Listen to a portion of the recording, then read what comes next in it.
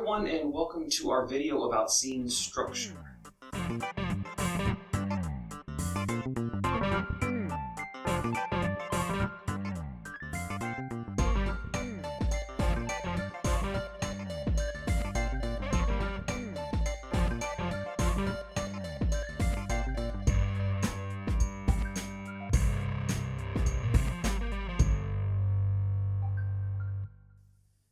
This video is presented to you by Melius Scripto Press International, and I am PJ Mayher, the social media manager for MSPI and a contributing author for MSPI's anthology, Opus 22, A Rhapsody of Short Fiction.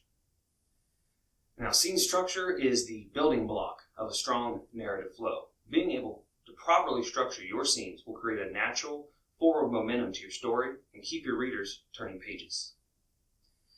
In this video, we're going to talk about the macro or big picture way of structuring a scene.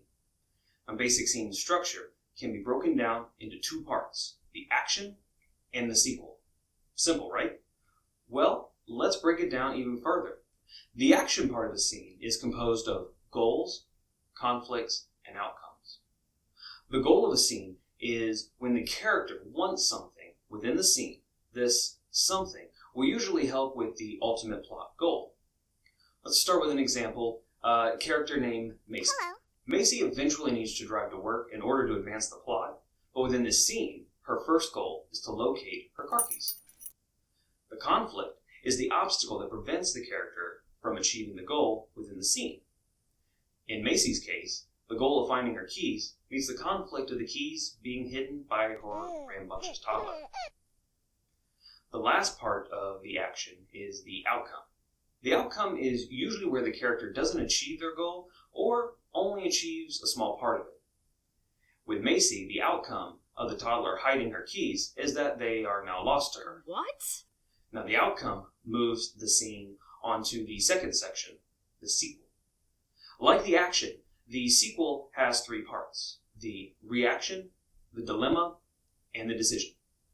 The reaction is a chance to get into the point of view of the character. It's the emotional aspect of the scene. In our example, Macy has become distraught over losing the keys. Oh no. The dilemma is where the character must figure out how to get over the conflict in order to move the overall plot forward. Macy, in our example, has to think about all the options in order to get to work.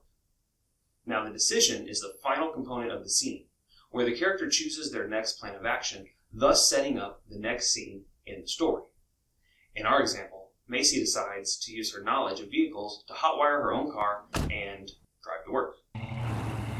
And there you have the components of a scene. Scenes can be quite short, like the simple example we had with Macy, or scenes can span multiple chapters, and you can manipulate the length of each component to speed up or slow down the pacing of your scenes and your story. Now, the action sequel scene structure is just one type of structure. There are other types of scenes, such as incidences and happenings.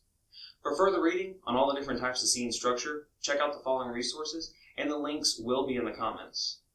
First, you have Techniques of the Selling Writer by Dwight V. Swain.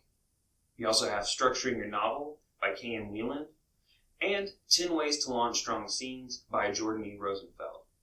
I want to thank you for watching this video. Join us next time when we talk about scene structure on the micro scale with something called motivation reaction units.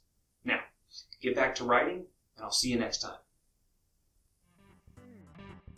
One last thing, don't forget to hit like and subscribe so you can always get the latest content from us.